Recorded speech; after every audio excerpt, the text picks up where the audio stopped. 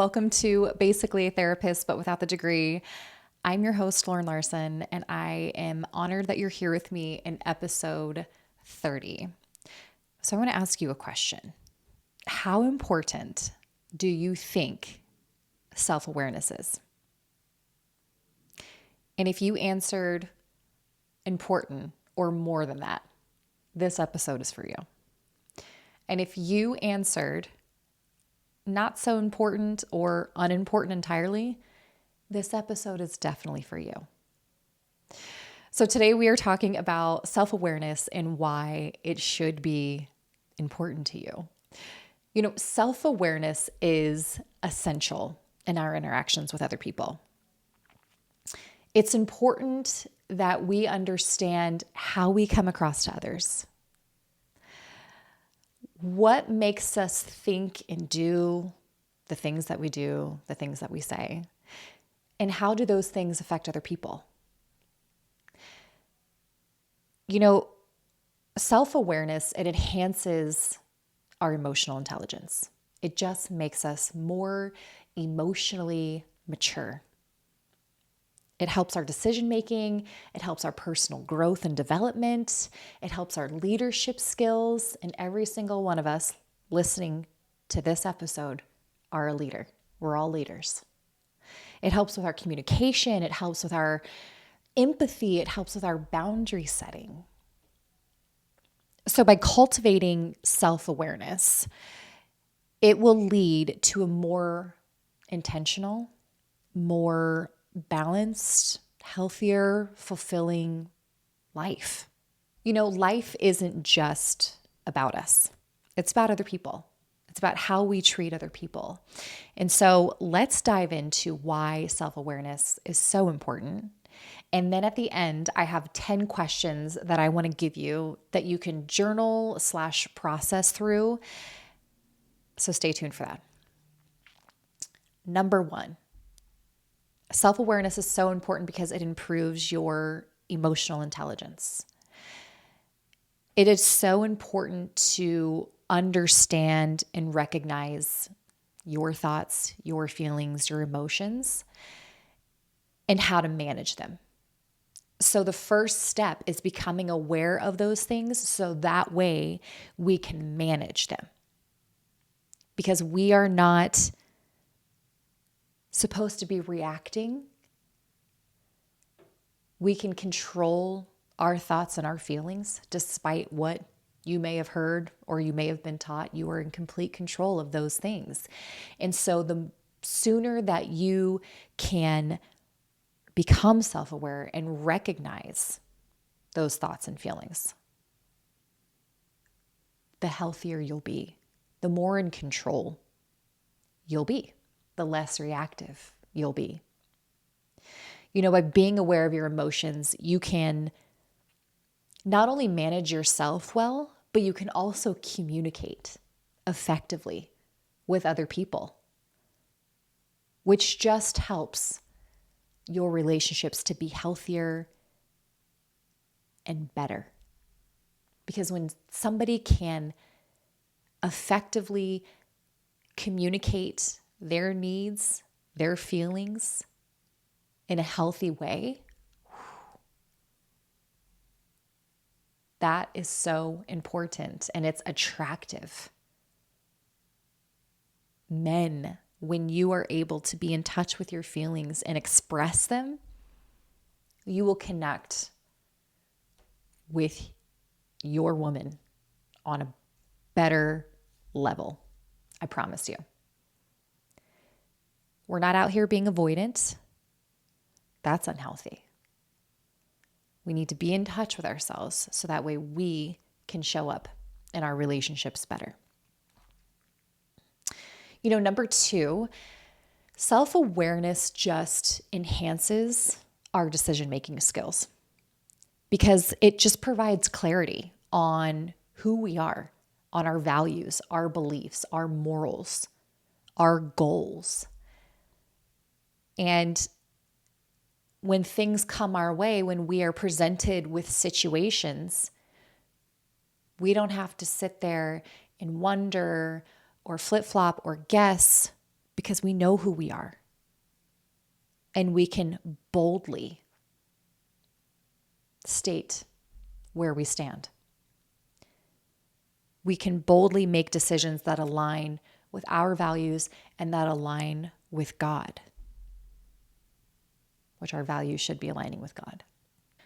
And we can also be aware of any biases that we have, like we can be aware that, hey, we have this belief or this opinion that affects our decision making in a certain way, and we can be aware of that and challenge that.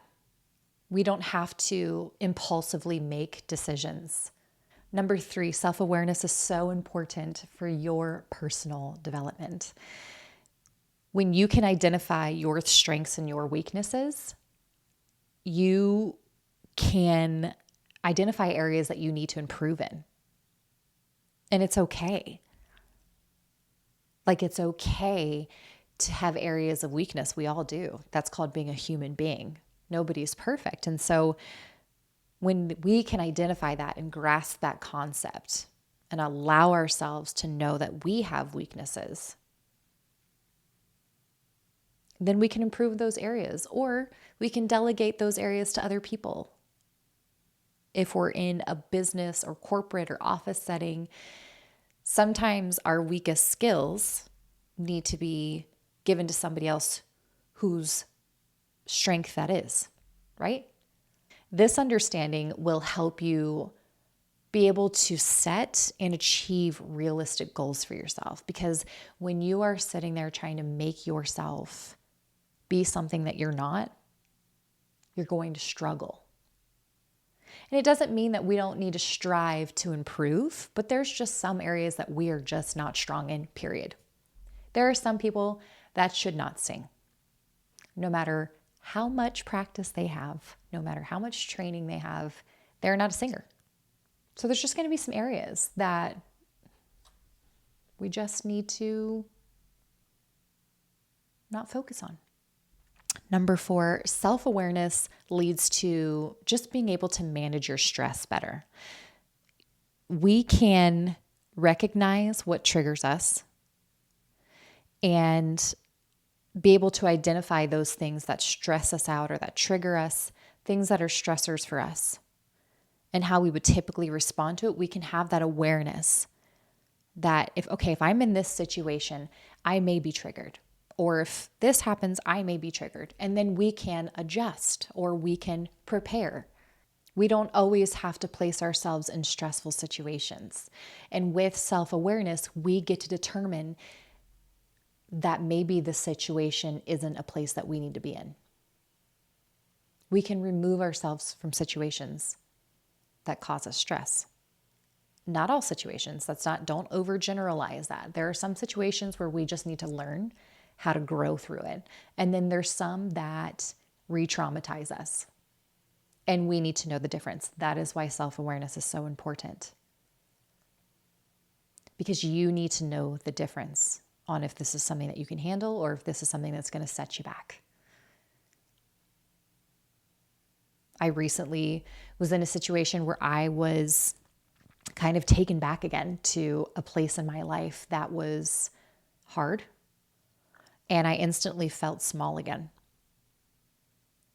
And I realized that I still have triggers that I need to work through.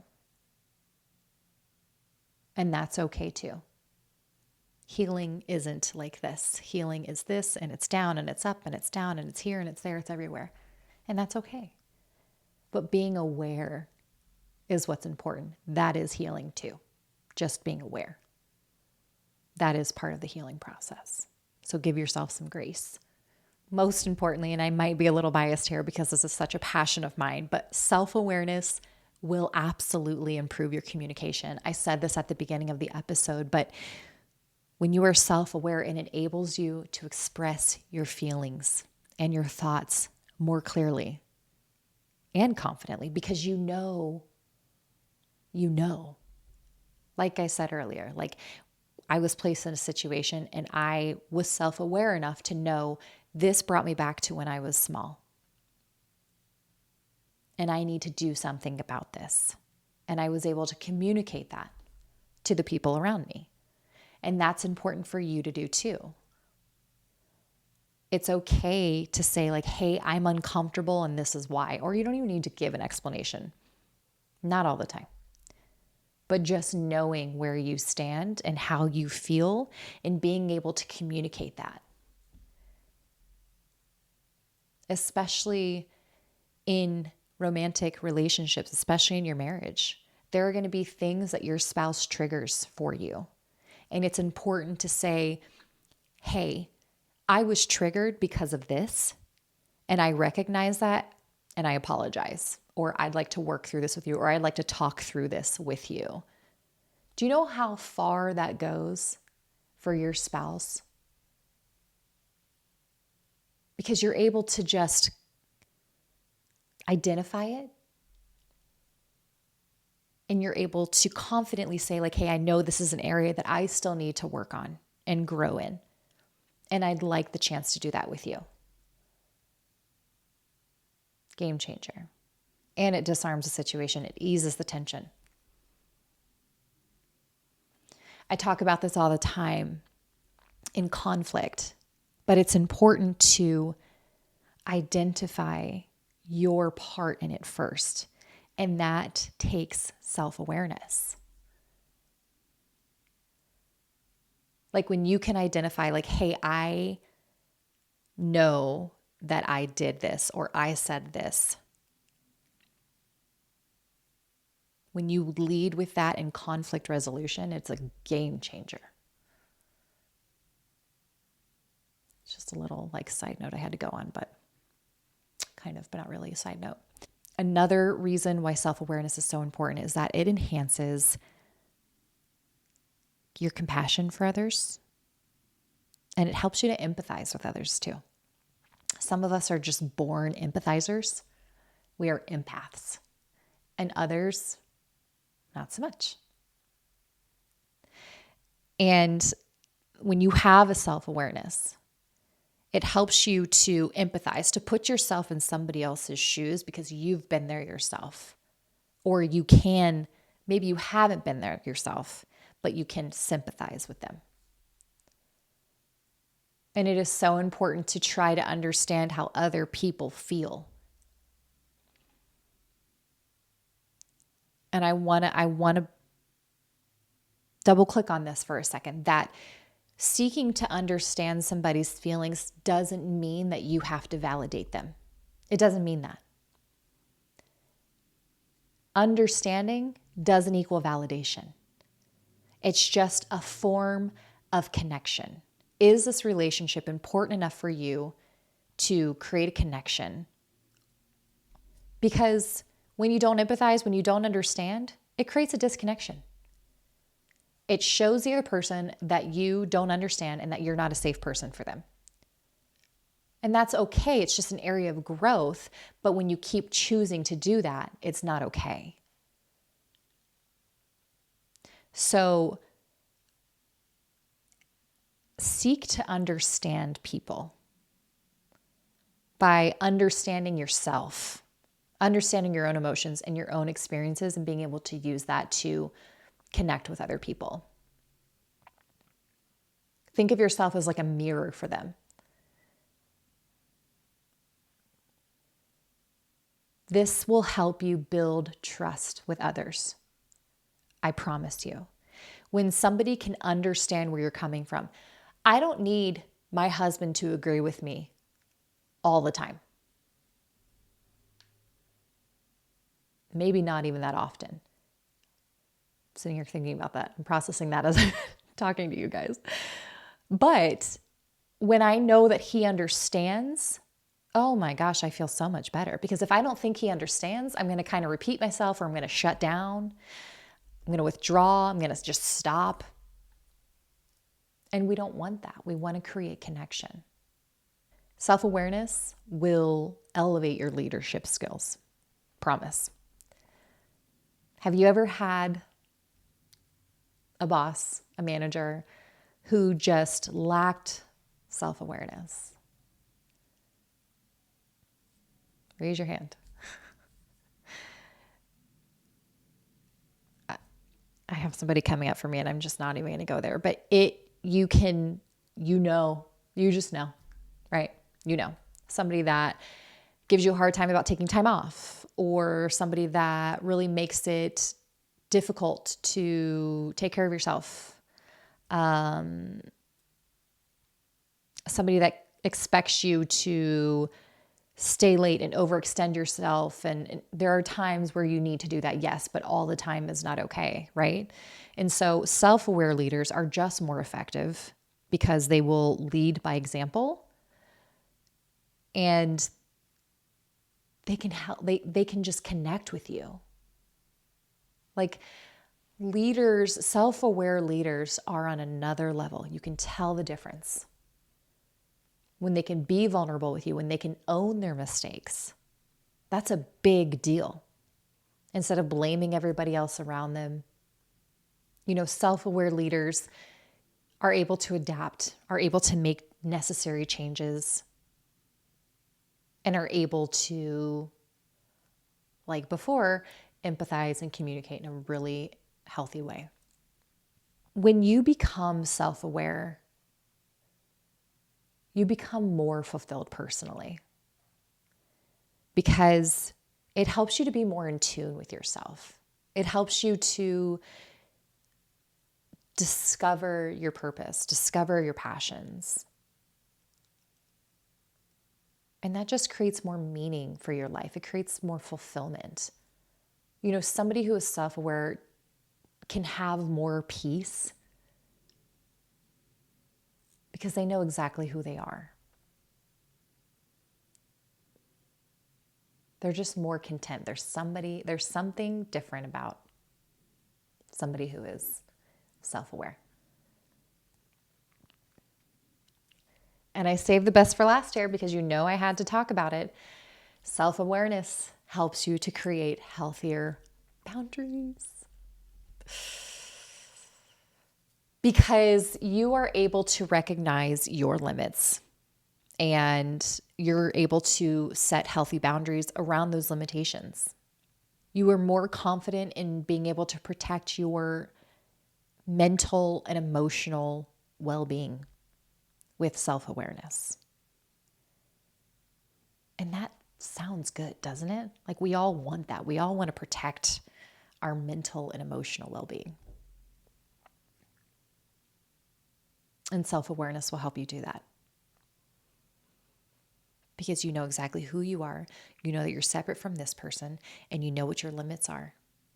You know what you can and cannot tolerate. And you can communicate that in a healthy manner. And that is extraordinary.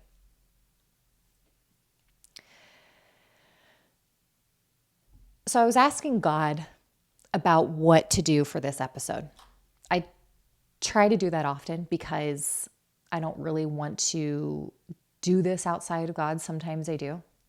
But a lot of times I will sit with God and ask Him to show me what this episode should be about. And yesterday I was doing that. And I was in the shower. And of course, all of the best thoughts are in the shower. And that's so cool. But it's not cool when you have to write everything down, or you don't want to lose your train of thought and you're showering and you can't. It was a little difficult. So I was screaming at my phone. I was yelling to Siri to take a note. And then I was talking so fast that it was all kind of gibberish. But I asked God, I was God put on my heart to talk about self-awareness. And I asked God, I said, God, what do you want me to ask? What are the questions? You put this on my heart, so what are the questions? And here are 10 questions that I feel like God gave me. So grab your journal, type these out in your notes, do whatever you need to do, but I want you to sit with these and ask yourself these questions. Number 1, am I giving my best? Your best may not be 100%. But it's 100% of what you can give at that time. So there are days where we can only give 50%, but that's 100% of what we have to give. We're not always going to be 100% all of the time. It's impossible. We're going to have our days, our moments, our seasons where 50% is all we have to give. 25% is all we have to give. And that's okay. But are you doing your best with that 25%? Number 2, am I treating them the way that I would want to be treated?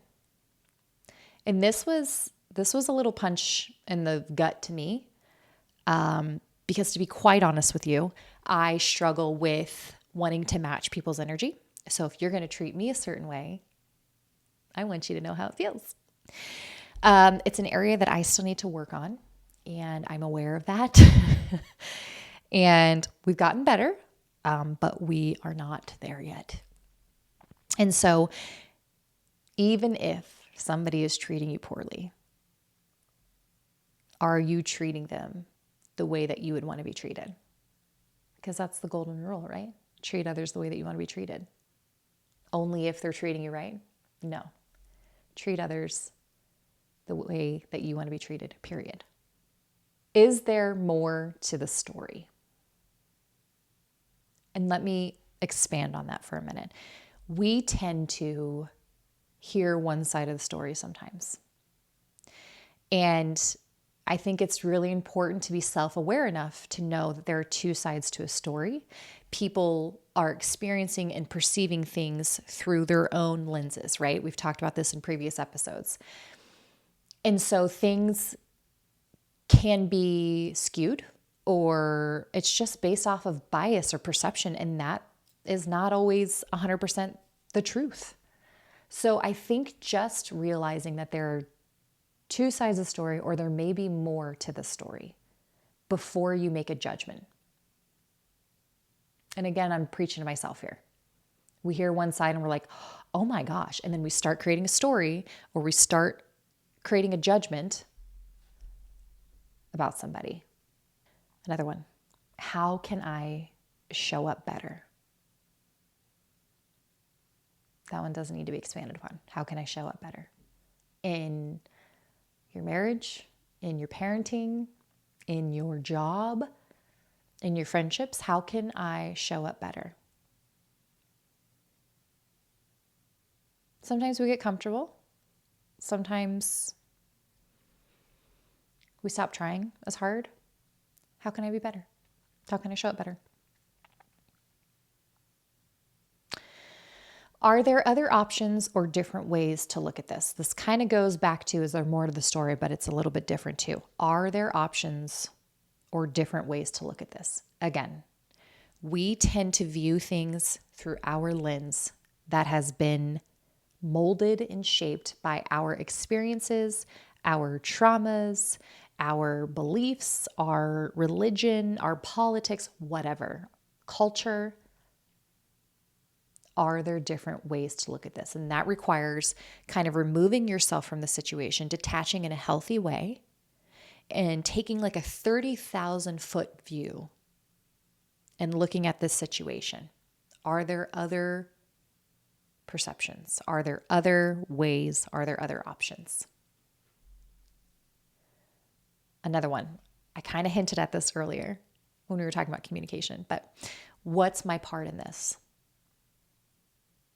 In every situation, what's my part in this? That's big.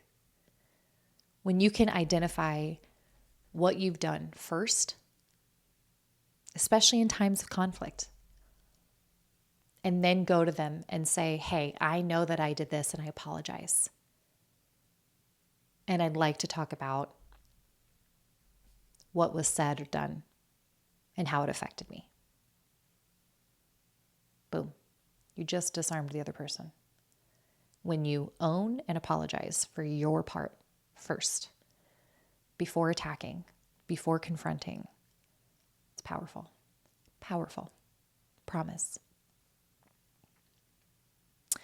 Am I seeking to understand more than to be understood? Again, I mentioned this earlier. Seek to understand than to be understood. When you lead with understanding, when you lead with empathy, it creates connection, it creates safety, it creates trust in your relationships and in your interactions with other people. And again, understanding does not equal validation. So you can understand something without agreeing with it. How is my behavior and my decision going to or is affecting others? How is my behavior and decisions going to affect others, or how is it affecting others now? Whoa. That'll make you pause. Because so often we just kind of think about ourselves and what we want, and we kind of react sometimes. But if you can stop and say, like, hey, how is this going to affect so-and-so? How is this going to affect other people? Wow. Another one. Is what I want to say or do going to harm or help the situation? Will it create connection or disconnection? And I think that would give pause to a lot of people because, again, we tend to just react or say whatever. And sometimes we dismiss people or we shame people or we put people down or we criticize. None of those are creating connection. None of those are helpful. So before you want to say or do what you're going to say or do, ask yourself, is this going to create connection? Is this going to help? Hello. Lastly, when you find yourself in a situation, ask yourself, what's coming up for me and why? Is this a me thing or is this an actual issue that needs to be addressed? It's like a 2-for-1 right there. What is coming up for me and why? We are all placed in situations where we feel triggered or we feel hurt, attacked, stressed, whatever. Ask yourself why. And then ask yourself why. And then ask yourself why. Keep asking why until you get to the root. That creates self-awareness when you can understand why you're doing what you're doing, why you're saying what you're saying. I hope that these questions help you. I hope that you're able to really dive into getting to know who you are. And if you really want to grow in self-awareness or just kind of gauge where you're at with self-awareness, ask a safe, trusted person in your life to give you feedback, because that'll really help you. Thank you for tuning into Basically a Therapist, but without the degree. If you haven't already, hit the subscribe button and then like this episode and share it with somebody that you think could use some help in the self-awareness area. We all could, so send it to everybody. And I will see you next week. Bye. Yeah. Be just that.